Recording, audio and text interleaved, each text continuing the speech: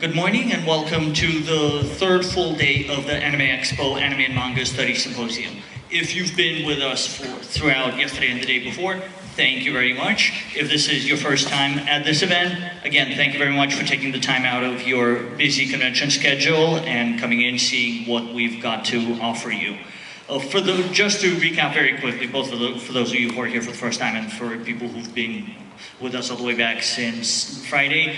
On Friday, we opened this event up with Professor Ian Condry's very informative, very wide-ranging talk that essentially set the stage for the whole idea of studying anime and manga and studying Japanese visual culture, Japanese popular culture. What are the purposes of doing that? What are the goals? What are some of the challenges that scholars face? From then, we moved on to a panel discussion of some of the more individual theoretical approaches to studying anime and manga, and then throughout yesterday, presented how does anime and manga studies actually take place? What are people actually doing? What kind of approaches are they taking? And we had a wide range of approaches, from history, from political science, of course, from film and media studies, from communications, from, of course, Asian studies, but also from some topics or areas that you would not necessarily think about as being applicable.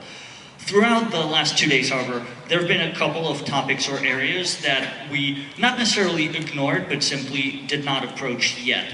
One of those topics, of course, has to do with the simple fact that there's more to anime and manga than the production. A production cannot exist without consumption or without reception, and the areas that we did not talk about really involve, well, what do people like us do with anime and manga? What do we do beyond simply watching, beyond simply consuming? How do we actually interact with these products? The other area that we didn't really talk about touches on our responsibility as scholars. What do we actually do as scholars? Yes, of course, we research, we write, we publish, but as scholars, we have a shared responsibility to teach, to introduce other people to our knowledge, to our ideas, to our views, and to our thinking. And the presentations that you'll be, basically watching and sitting on over the next hour and a half will touch on both of these topics. First, what do fans actually do with anime and manga, and why? And secondly, how can anime and manga studies be taught, or how can anime and manga be integrated into the classroom curriculum? Our first speaker will be Alex Lieben. Alex, it's all yours. Hey everyone, how's it going? Good. Cool, yeah. Welcome to Anime Expo Day 3. Oh, I should probably take that off. Now I do not want to save. I will save it anyway. Awesome.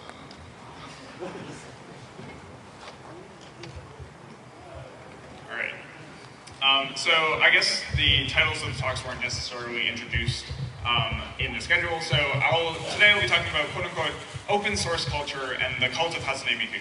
Obviously, I'm not going to be talking about a cult, like a religious cult necessarily, but if you don't know much about Vocaloid or Hatsune Miku in general, I think that I can kind of explain the passion and the huge community that has been created around this one anime-style character. Who in the room actually has not heard of Vocaloid before? One, 2 people, that's awesome. So I get to go through all my slides and actually explain what it is. But first, let me do a quick introduction.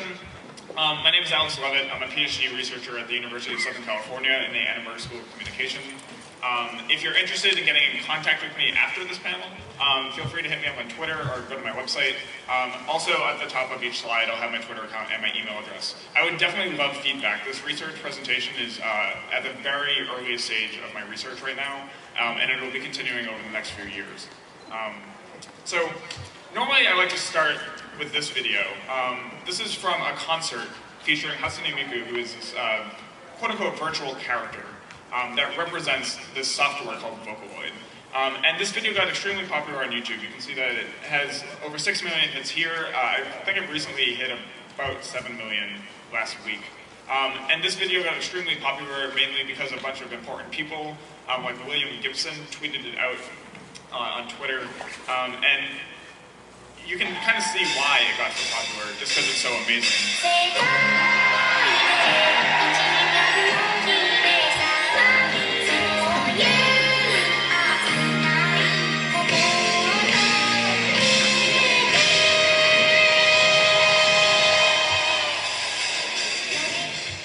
obviously people that are here for Anime Expo this year probably went to the concert last night. My arms are extremely tired, because I was there as well.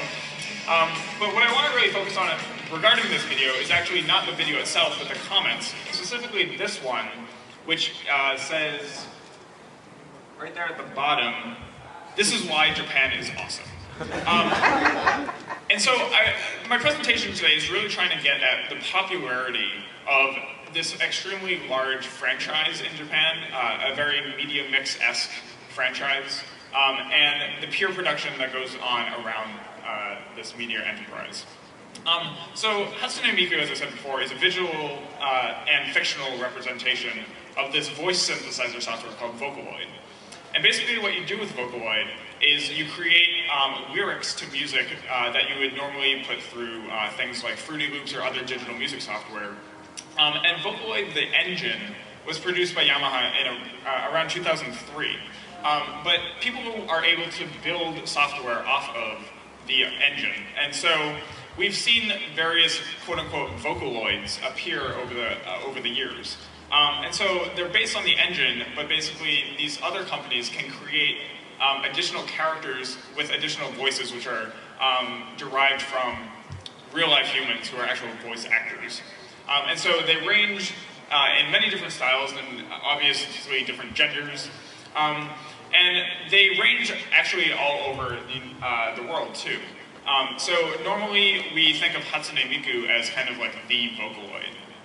But there are many different softwares from many different places around the world. For example, the UK, Sweden, many in Japan, and there are more being developed as well.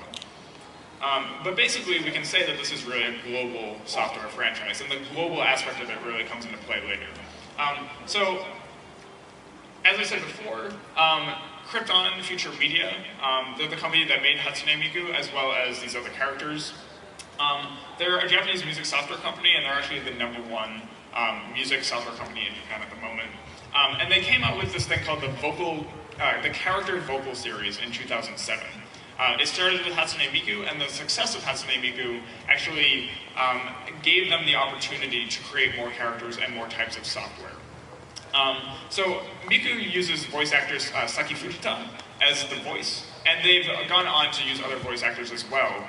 The interesting thing too is that it became so popular that the producers who were using this software wanted more kind of dynamic voices. So they created pens or kind of extensions of the software and updates to it so that you can use it in different ways.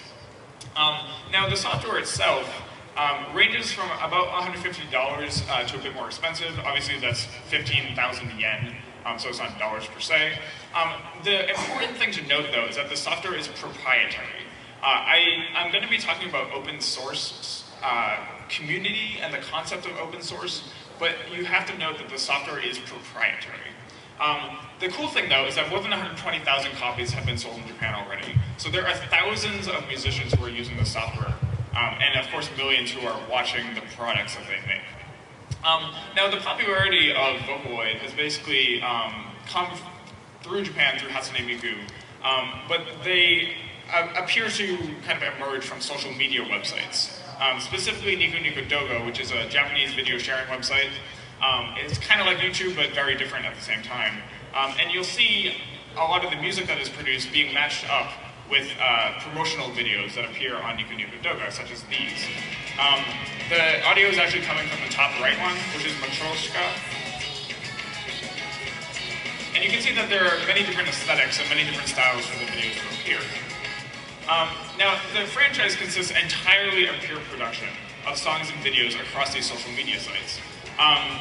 If you went to the Krypton panel yesterday, they noted that on Niku Niku Doga, there are over 92,000 Miku videos, and that's Miku specifically, not any other versions of the software.